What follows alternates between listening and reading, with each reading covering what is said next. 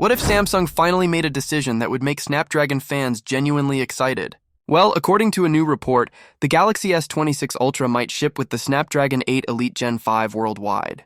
Yes, no split between regions, no debates, no Exynos versus Snapdragon arguments, just one powerful Snapdragon chip for everyone. Let's break down what this means and why it matters. A new report from Chosun Biz says that Samsung will announce the Galaxy S26 lineup in late January 2026, with sales starting in February.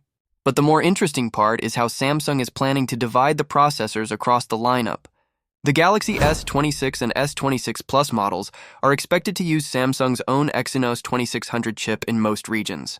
But the Galaxy S26 Ultra, the top model, could exclusively use the Snapdragon 8 Elite Gen 5, made by Qualcomm and built on TSMC's 3nm process. And that's a big deal. For years, Samsung fans in some markets have felt unlucky whenever their region got the Exynos version instead of Snapdragon. The Snapdragon models usually performed better in gaming, battery life, thermal control, and overall consistency.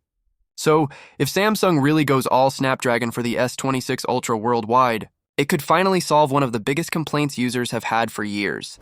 The Snapdragon 8 Elite Gen 5 is rumored to offer more powerful CPU and GPU performance and also improved connectivity, including faster mobile data and stronger signal reliability. When you pair this with UFS 4.1 storage and faster RAM, the S26 Ultra is shaping up to be a phone that runs fast and stays fast. But hardware isn't the only upgrade here. The display is expected to be a 6.9-inch dynamic AMOLED 2X panel with QHD+ resolution, 120Hz variable refresh rate, and anti-glare coating. So whether you're gaming indoors or browsing outside in sunlight, the screen should stay clear and comfortable to look at. On the camera side, the phone is expected to bring back the 200-megapixel primary camera, along with a 50-megapixel ultra-wide, a 3x telephoto, and a 5x telephoto. The selfie camera stays at 12 megapixel with autofocus. So while there might not be huge sensor upgrades everywhere, Samsung is believed to be improving low-light photography through wider apertures and new image processing, and then there's the battery.